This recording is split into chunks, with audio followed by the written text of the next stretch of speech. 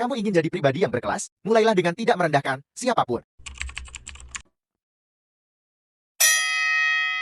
Orang sering mengira berkelas itu soal pakaian, jabatan, atau gaya bicara yang elegan. Padahal, orang yang benar-benar berkelas justru dikenal dari caranya memperlakukan orang lain, terutama mereka yang tak bisa memberinya apa-apa. Dalam studi etika sosial modern, salah satu ciri orang dengan moral intelligence tinggi adalah kemampuannya menghargai tanpa pamrih. Artinya, kemuliaan seseorang tidak diukur dari bagaimana ia menatap ke atas, tetapi dari bagaimana ia memperlakukan yang di bawah. 1.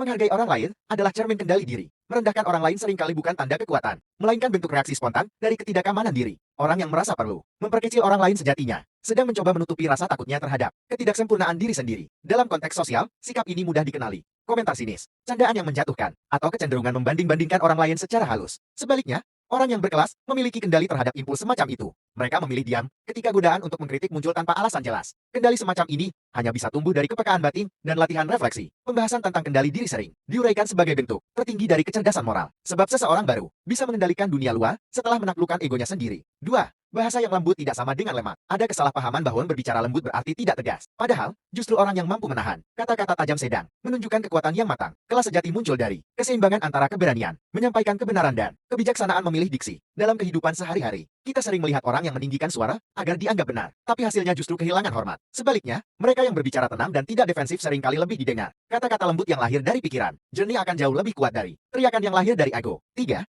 Tidak semua kesalahan layak dipermalukan. Mengoreksi orang lain bisa dilakukan tanpa menjatuhkan. Orang berkelas tahu kapan harus berbicara di depan publik dan kapan harus menegur secara pribadi. Ini bukan soal menjaga perasaan semata, tapi bentuk kecerdasan sosial. Dalam dunia profesional, pemimpin yang menegur dengan hormat justru membangun budaya tim yang saling menghargai. Contohnya, seorang atasan yang memanggil karyawannya secara pribadi untuk memberi masukan bukan hanya menunjukkan empati, tapi juga menanamkan rasa percaya. Di sisi lain, orang yang mengkritik di depan umum mungkin tampak berani, namun sejatinya kehilangan kredibilitas moral. 4. Tidak merendahkan artinya menolak ikut euforia menghina. Di era media sosial, merendahkan orang lain sering dianggap lucu atau bahkan menjadi bentuk solidaritas digital. Orang-orang tertawa saat seseorang dijadikan bahan olok-olok, tanpa sadar bahwa mereka sedang kehilangan sisi manusiawinya. Orang berkelas menolak ikut arus semacam ini, bukan karena takut, tetapi karena tahu batas antara hiburan dan penghinaan. Ia memilih diam, atau bahkan menegur dengan halus. Sikap semacam ini menandakan keberanian berpikir mandiri, sesuatu yang kini semakin langka. Disinilah peran kesadaran menjadi penting. Tidak semua hal yang populer harus diikuti, apalagi jika itu merendahkan martabat orang lain. 5. Kesopanan tidak membatasi kecerdasan, justru memperkuatnya. Ada orang yang mengira bahwa bersikap sopan berarti menahan kebenaran. Padahal, kesopanan adalah cara menyampaikan kebenaran tanpa merusak martabat pihak lain. Orang yang cerdas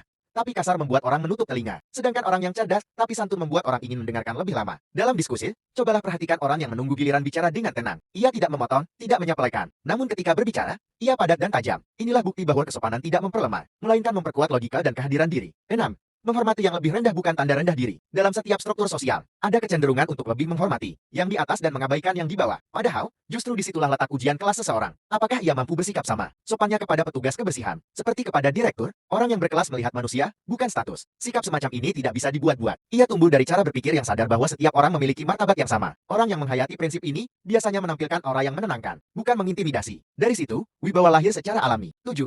Diam adalah bentuk penghormatan yang tak terucap. Tidak semua hinaan perlu dibalas. Tidak semua provokasi layak direspon. Orang berkelas tahu kapan berbicara dan kapan cukup diam. Diam bukan tanda kalah, melainkan bentuk kesadaran bahwa tidak semua pertempuran layak diikuti. Dalam kehidupan sosial, orang yang mampu menahan diri untuk tidak membalas hinaan seringkali justru menang secara moral. Mereka terlihat tenang, stabil, dan berakar kuat. Di mata orang lain, inilah definisi sebenarnya dari kekuatan yang berkelas. Tegas tanpa harus merendahkan, kuat tanpa perlu menjatuhkan. Kelas sejati bukan tentang siapa yang paling hebat, tapi siapa yang bisa tetap lembut ketika punya alasan untuk keras. Itulah wibawa yang tak bisa dibeli dengan gelar atau kekayaan. Menurutmu, mengapa orang yang tidak merendahkan justru terlihat paling berwibawa? Bagikan pendapatmu di kolom komentar. Dan tag temanmu yang perlu membaca ini agar lebih banyak orang belajar tentang kelas sejati. Thank you all for